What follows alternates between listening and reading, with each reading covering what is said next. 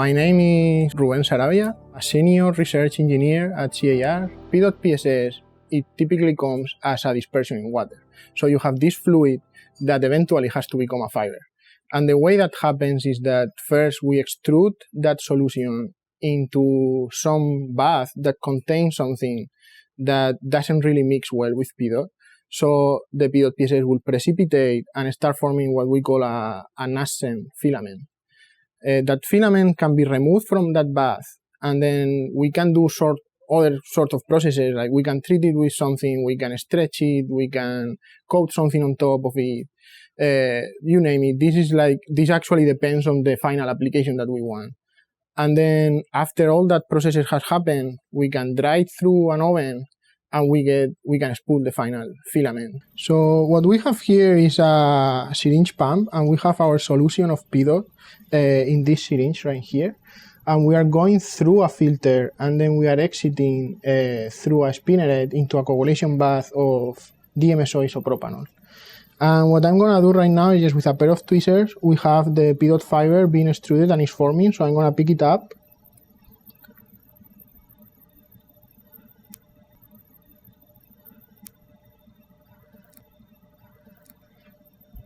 So I have already the fiber on the tweezer. I'm just gonna drive it to the roller. And now that we have here, what I do is basically I match the speeds of the roller so I can continuously take the fiber to the next step.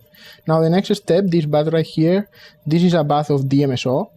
And what it does is allow us to apply some level of stretch to the fiber. So you will see we have two rollers here. The speed of this roller and this roller is different, so that we are stretching the fiber and improving the chain orientation of the polymer chains. And in the case of P.PSS fiber, what that results is in an increased electrical conductivity. Additionally, this DMSO bath also removes some of the PSS from the fiber, which is an insulating polymer, so it further increases the electrical conductivity. Now, once we have it in this, now we go to the next step, which is drying the fibers using this oven. So the first thing that we do is, again, we are matching the speed of this roller with our hand. And we are going to take the fiber all the way to the final roller. And once it's there, I will move the oven forward so that the fiber is inside and it gets dry.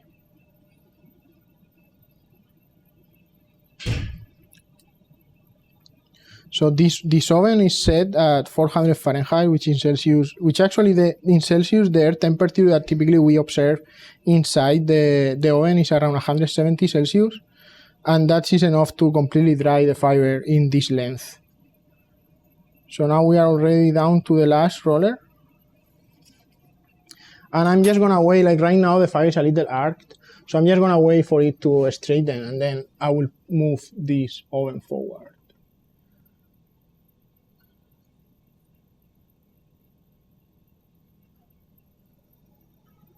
And this is the really critical step here. It's very easy to move forward the oven and maybe hit the fiber. So sometimes we just have to speed up this roller a little more.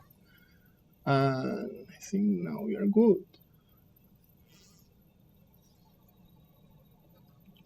So yeah, this is the process, and once we have dried fibers, we can take them and use them for, their application. So they can be applied to do different things, and we are actually going to see some of them now.